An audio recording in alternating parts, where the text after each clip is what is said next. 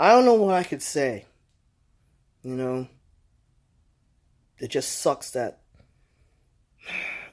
we lost Stan the Man Lee. You know, I mean, I know a lot of people are expressing themselves, giving their condolences, and expressing how Stanley meant so much to them as comic book fans. You know, um, I'm I I'm not going to go into the whole history of Stanley himself. Only thing I can do is state why Stanley was important to me. Because if some of you don't know, I was a major comic book fan, and that all started actually because I was like 1985, and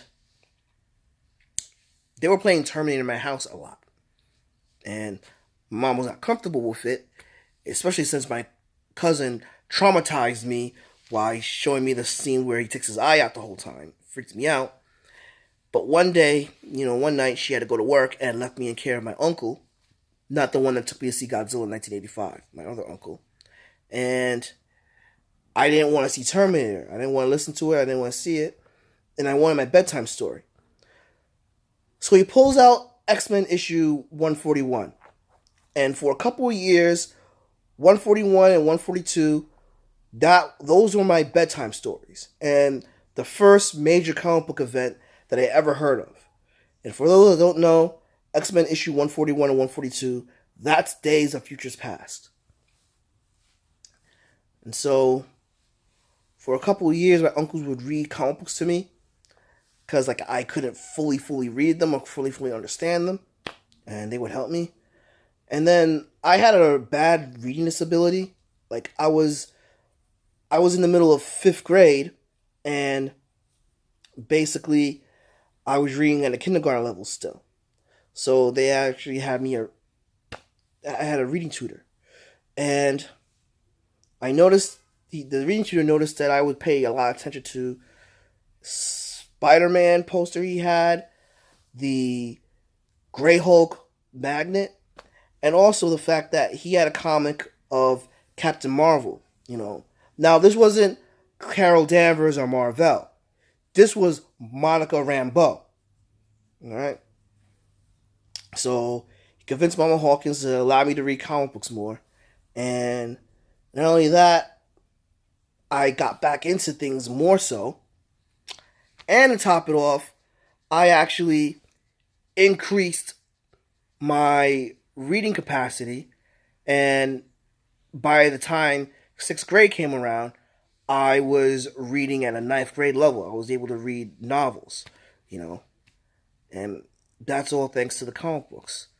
Plus, I was sent away to live in a residential home, and I bonded with some kids because this one kid, he brought the first edition of Marvel cards, and I knew the characters like that.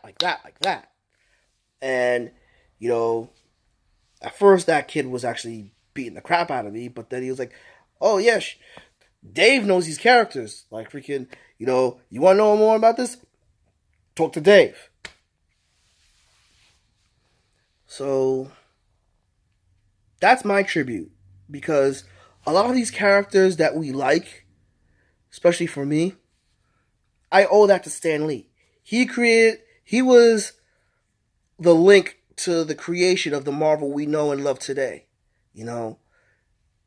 And I'm going to take a quote from, fellow YouTuber Anthony Jordan, but Stan Lee was that link to the past, to Marvel's past. And the comic books was a major force in my life. My first bedtime stories, the way that I actually learned how to expand my imagination, helped me read better. And I owe that all to Stan Lee's creations, as well as finding a knit and a bond with my family members and gaining my first batch of friends. All thanks to Stan Lee. He creates some neat stuff. It made me a true believer.